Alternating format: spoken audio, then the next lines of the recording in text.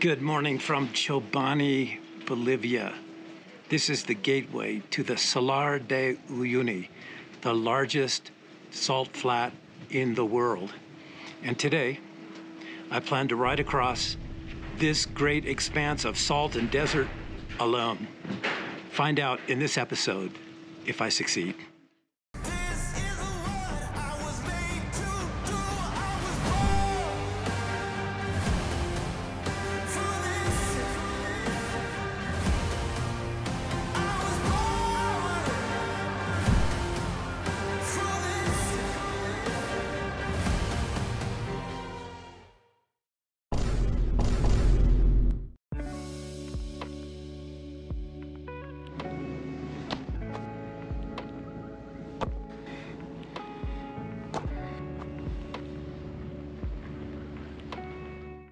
Gearhead, tips, tools, and tank top.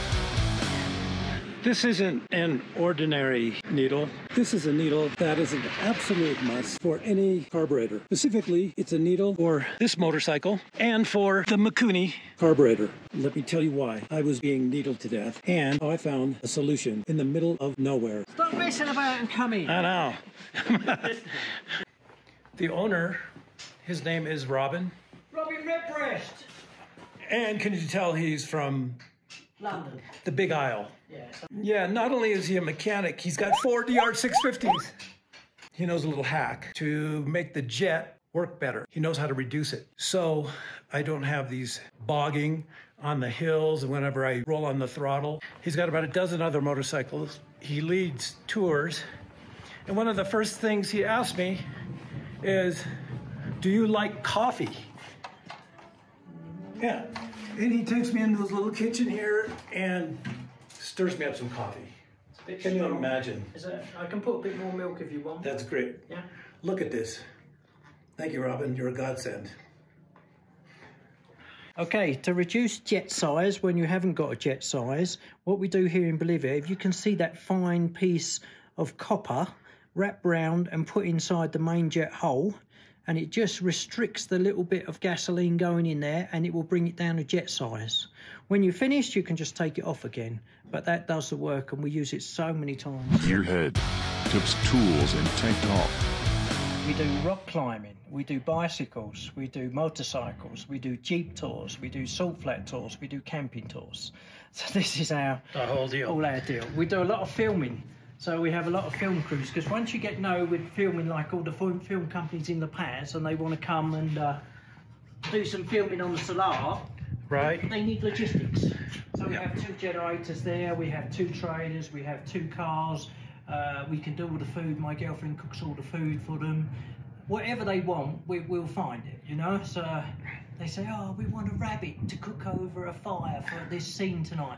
Okay, we've got to find a rabbit. A rabbit is not easy in Bolivia. Yeah. A bit of llama's easy, but yeah.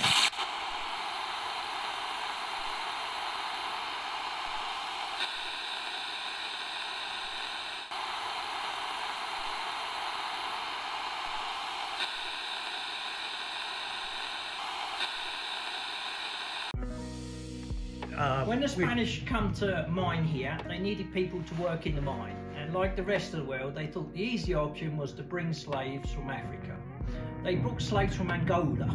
You can still see the people today, descendants of these people, they look like Angolans. When I'm in London and I work with all the coloured people in London, I can spot an Ethiopian, a Nigerian, a Somalian, an Angolian. The only Angolians have got more rounded faces. So, they weren't strong enough to work the mines, the high altitude, the bad conditions, they weren't strong enough. So they were dying too fast. So they decided instead of wasting the lives, they would take them to the Yungas valleys where they grow the coca. Get them to grow the coca. The miners need coca. Coca is a plant that they chew all day, the leaves in their mouths that cocaine is made from. But it keeps you strong. You don't see any black people around here, even in La Paz. But when you go down to this little village where they settled all the black people, there's 20,000 people in this little village and in this area around the Yungas, all black. And they come from Angola. And you can see their features, they are Angolan. Amazing. And it's quite a shock after living there a while. And then you go into a village, wow, it's full of black people. Where did they all come from? But this, again, is Bolivian history And they've been here culture. like 300 years, right? But yeah, 300 years. And they don't seem to mix. They haven't sort of spread out. They intermarry, they keep them youngers. And my daughter's been there, and I haven't been there yet, but I've seen down upon. The local people look up to the black people. They have a lot of respect for the black people. So there's no discrimination against them. You know, they Bolivians accept and just accept, and it fits in really well. And I think interesting, Bolivia. Amazing. Yeah. Well, thank you for the history lesson. As I back into your toolbox.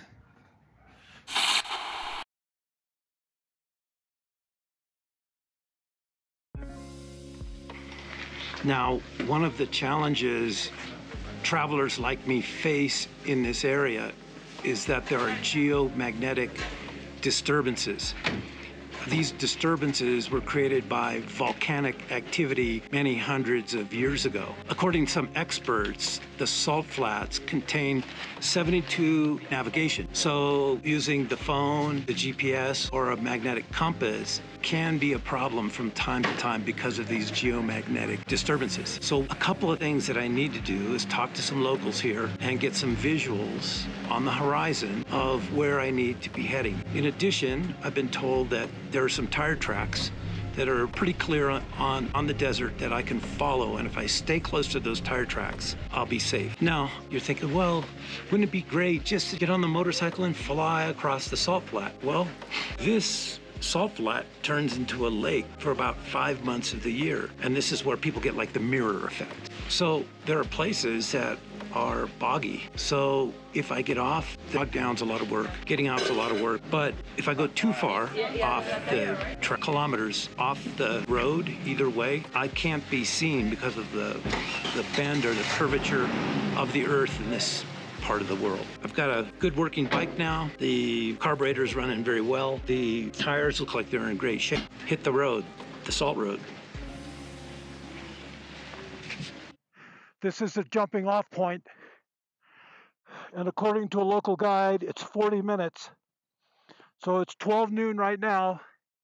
So in 40 minutes, headed in this direction, I should hit the island of the Incas. 40 minutes. So here we go.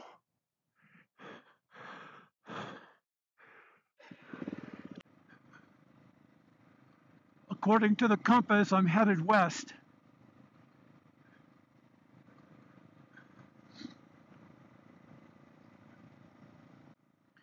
Would you look at the expanse of this salt flat? Wow. Now later today, after I hit my first waypoint, that's my final destination, the volcano. I was sternly warned by the guide not to get off track. He said, great, you want to do this alone? Just don't be stupid. Well, would you look at this? This is absolutely mind-blowing.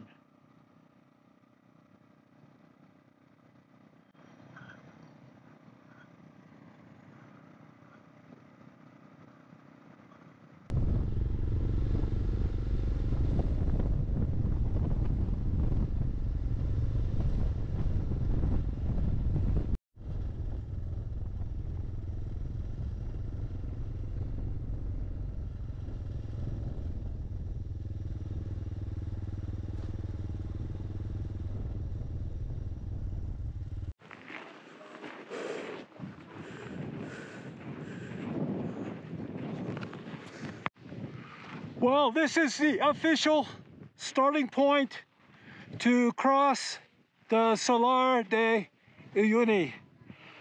And as you can see, I've got a big desert in front of me, and my next stop is, and it's an island of the Incas.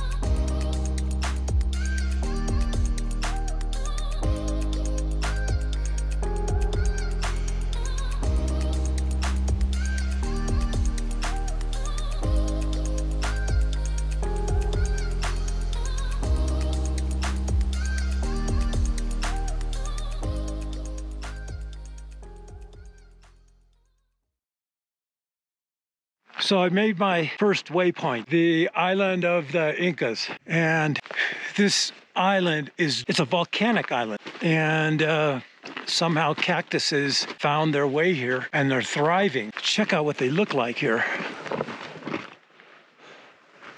Can you see that?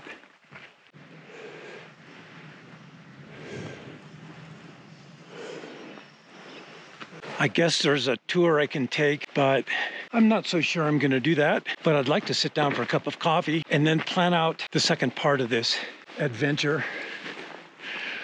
Would you just look at that scenery?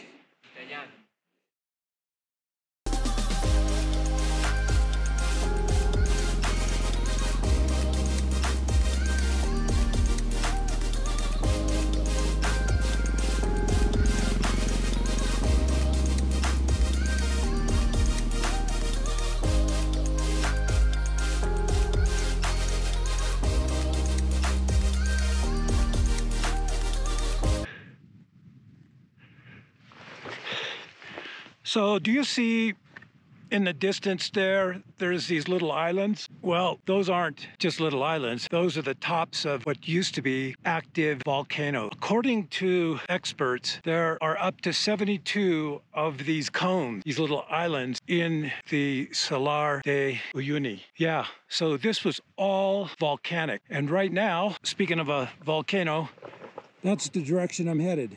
North. This is the biggest inactive volcano in the region and has quite a history. The most important thing that it has done for me today is served as a landmark. A few miles back, you can see I was there at the Inca Island and I pivoted north.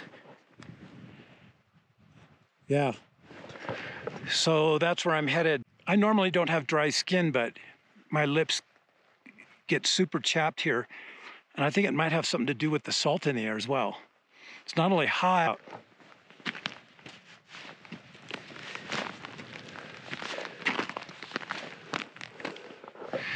the salt forms in these geometric designs. It's just how it forms. It's crazy. So I don't know why that is, but it is. It's pretty cool though. Well, it's time to get going. I don't want to get stuck out here at dark.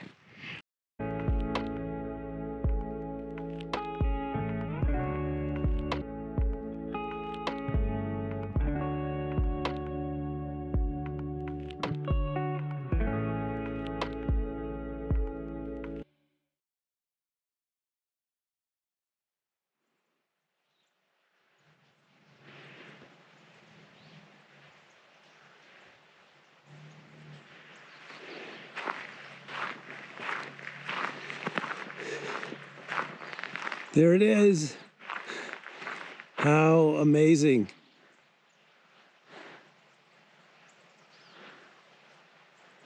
And just how beautiful.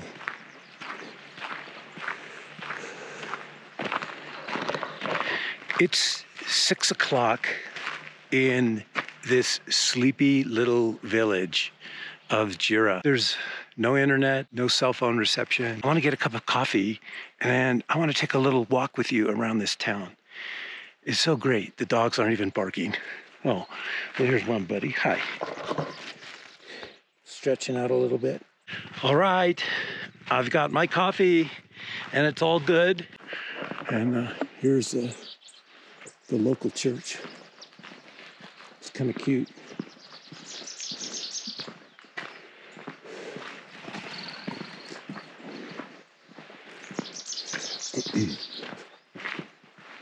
The sun glistening off the bell tower. Well, I got a buddy with me here.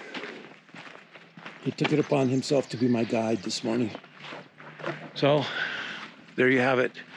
This is the little town of Jira. I think it's a good idea right now for me to get the map out, walk back to my little hostel. I want to kind of show you what yesterday and today involved. Do you want to check out the room I got last night? Here it is. Nice, warm, comfy bed. It gets really cold here, and these little hostels, they don't have heat. So the good thing is they do provide like a lot of blankets. So I was warm. Gotta pull them up over your head. That's my little charging station for all my gadgets, all my toiletries and clothes. And here's the wonderful bathroom. That's kind of a typical accommodation. Simple, works, it's practical. All right, so here is a map of the... Yesterday, I started here in Uyuni, and I went about 20 kilometers to Kolchani. I couldn't find gasoline in Uyuni, there were strikes. I went from Kolchani, then I took a westerly heading and went to the Salar de Uyuni Isla Incalhausi, which is the Inca island. That's what it means. This is about 40 miles, and this is where there were just no landmarks. No cars, no people, nothing. And when I got here, there were a few people, a couple other motorcyclists, a bicyclist. From here, it was very simple. I just had to keep the volcano Tanupa right here in my sights. And I got here about 4 o'clock and then came over to Juri. If you look here, Yep. Kolkeza. Kolkeza. We're going up this little path here to the park, and then we're going to go across to the mummies, number 7, across there. Number 7. You can walk further up if you want to these little places, but if you want to go all the way up, 5,200 to there, but it's 5,400. 20 years ago, there was a unique archaeological find on Mount Tanupa, the volcano, just 20 years ago. And right now, I'm gonna go check it out. The ticket! Woohoo!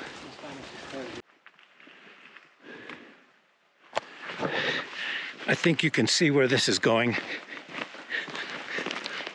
This is gonna blow your mind. It blew my mind when I found out about this discovery, recent discovery. Now these fields are quinoa fields, so in about 3 months' time they will all be red, yellow and green, and that's the colours of the Bolivian flag. But when you look at that field, look how much rock. It's not a real, but it grows so well because the minerals in the soil, they don't use any fertiliser at all. It's all natural. There's so much nitrogen in the soil here. It just grows. So you have the whole community come and plant that field by hand. Yeah. It grows up to about here. It's a royal quinoa, they call it, because it's so big. Normal quinoa's there, royal quinoa, and they harvest it and leave all the stalks in the field, and the llamas come and eat all the stalks. Working quinoa, together. But quinoa, it means quinoa, what? Quinoa. Quinoa, huh? Yeah.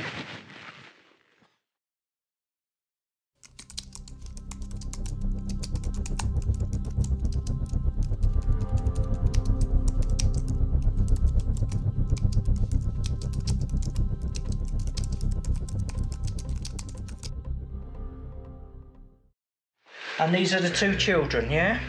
Again, look at the shape of the head, the elongated head. 1,300 years old, still got skin and still got more hair than I have, you know? The dry atmosphere here with the salt in the air preserved them. They're not mummified at all. They've just been naturally mummified, yeah? But again, you can see the clothing 1,300 years ago. They still weave the same today. But look how long that cloth has lasted. Look how small his feet is, yeah? He was only about 5'2". They were very small people. Oh, yeah? But you can see the skin on his chest still, his knees. Put in that position because that is the fetal height. They put you back in that position to help you to transit into the other world. There was more stuff here. Some of it has been taken. But again, there was a lot of artifacts. You can see, look, pens and paints and coca leaves and llama feet and stuff. But this is the mother. Look at the teeth she had, you know? No fillings in her, eh? And again, the dry skin, put in a fetal position. The 2 children, and they've been carbon dated 1,300 years old by the Germans. And they say this is a whole family. And they say, from what they can see, they died from breathing in toxic fumes from the volcano. And then they've just been put here in their clothes, left. No animals touched them in over 1,000 years, you know? Quite incredible, eh? Over here, we have another mummy here.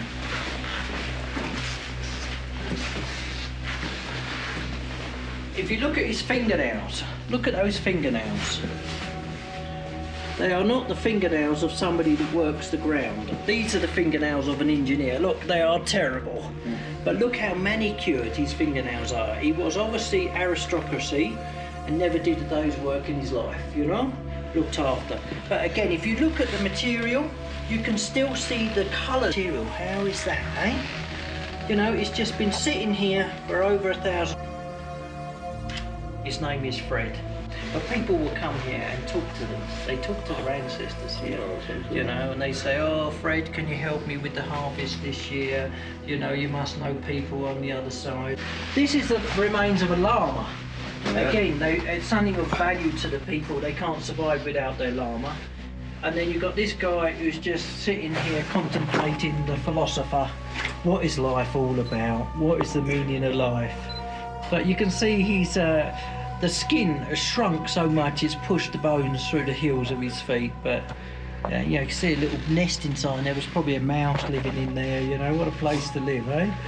But yeah, again, elongated head, so aristocracy again, you know, but put in a sacred place and just sitting there. And the beauty is nobody's disturbed them, nobody's put... Imagine like that, I say 20 years ago, stumbling onto this cave and finding loads of bodies, you know? Yeah. Amazing. Incredible, isn't it? It's incredible.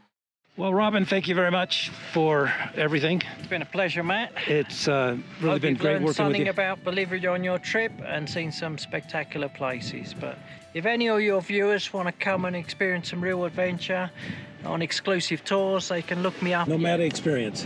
This is real adventure, and look where we are. There's no tourists here, just us in these beautiful places on motorbikes. What a way to spend some time. And we're up here at 4,200 meters. We've just been to see the mummies. Not a great experience. That island out there, that's the Inca Island I was at yesterday. It's about 40 kilometers from the shoreline where the salt meets the land.